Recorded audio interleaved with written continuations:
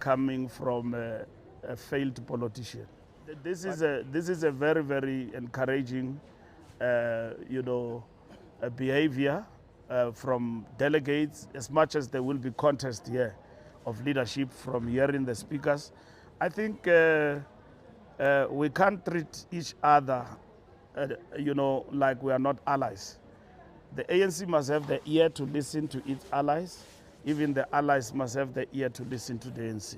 So I'm happy to come to the conference, and in fact, delegates were demanding that we must stay, and then I had to explain to them that we're coming back tomorrow. So I'm very happy when we see events, political events, characterized by robustness and not anemical in a way. The country that didn't collapse during The country, the fueling. GNU, we have explained all of these things, that disagreeing as political parties within the GNU does not mean collapse of the economy.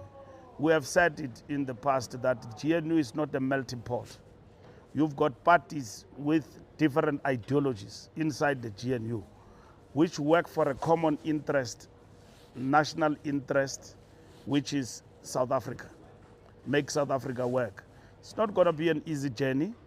We're navigating that particular space. We don't intend to remain in this space forever. We use this moment to basically recover. And hopefully so, we will recover to the point where in which we realize significant numbers that dwindled during the processes of the elections coming back. Not least, Floyd Shivambu say the ANC Youth League is directionless. Mandela and whoever didn't know what they're doing, you don't know what you're doing. He's the only one that knows what's happening. How do you respond to those three?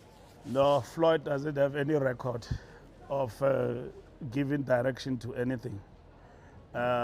So we just take that as, slanderous remarks coming from a failed politician. But we wish him luck in whatever that he wishes to achieve.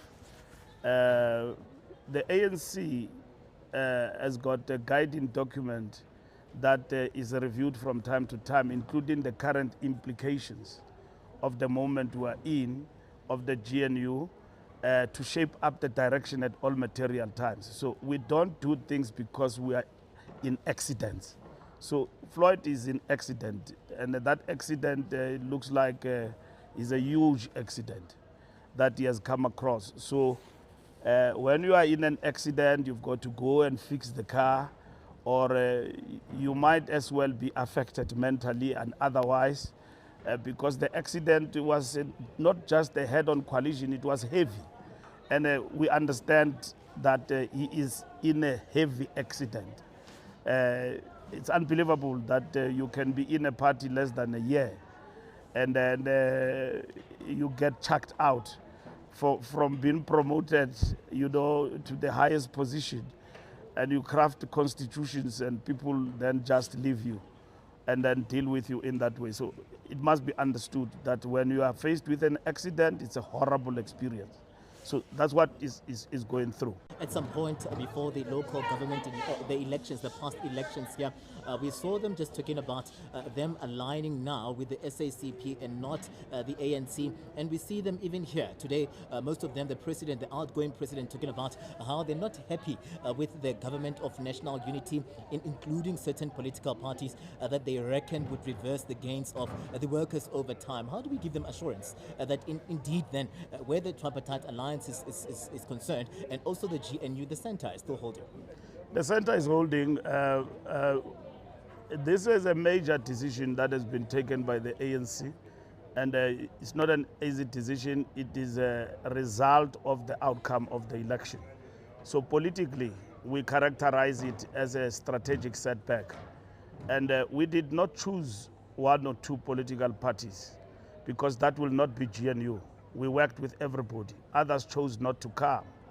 And in this particular instance, the GNU, with the ANC as the largest political party, is making strides. Of course, it has got its own contradictions, which we overcome. The fact of the matter is that the landscape has actually changed. Even in Parliament, for us to pass laws and to navigate through, it's no longer like before, as you could see with the budget. And the ANC chose the important model of the GNU to work with everybody, and others chose not to come. But it is a space of debates that in the alliance we know that there have been contradictions around it, and there's not been agreement on it. But the task of a revolutionary movement like the African National Congress is not to be persuaded by populism. It must be in a position to explain its decisions, including to its allies, even when they disagree, and to give them space to critique even the difficult decisions we've had to take, like the GNU. But in that process, we must deepen our ideological and theoretical, tools of analysis in terms of understanding the moment we are in now, and so on. So to us, we don't view it in negative terms. It is something that is raised by an ally and criticizing, and our task and role is to always explain our decisions and to educate in the process. What was also the presidency issuing a statement talking about how they would want to emphasize dialogue here, looking at all of these developments. The workers are worried as well, looking at the economy. We are looking at the citizens worried about the fuel prices that may shoot up due to the oil prices and all of these issues that are playing themselves out in the Middle East. Where is your thinking as the ANC around what is happening here, and how can the workers really look into all of these issues in terms of the safeguards? What is happening in the Middle East in terms of what is going on there, it vindicates the correctness of the positions we have taken as the progressive movement in the world. That there is nothing that is beneficial out of unilateralism. We have always advocated for a rules-based system. And we have talked about multipolarism as an alternative to unilateralism.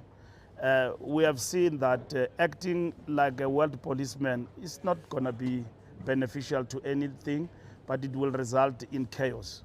Where there are no rules, you are risking a third world war. That's what will actually happen. All nations are armed to the teeth with very powerful weapons at their disposal. And so the fact that there is a ceasefire is an important step. But over and above that, we believe that the future is in multipolarism, not this chaos we have actually seen in the world, where one country decides for everybody and decide to bomb others and decide who must be bombed, when and what time. Sovereignty of nations is very important, of nation states is very important in terms of the position we're advocating for. So we remain steadfast in that regard, and there is no retreat, and we have indicated every day that the chaos we see that risk world peace is only the result we are going to get out of unilateralism. Thank you very much.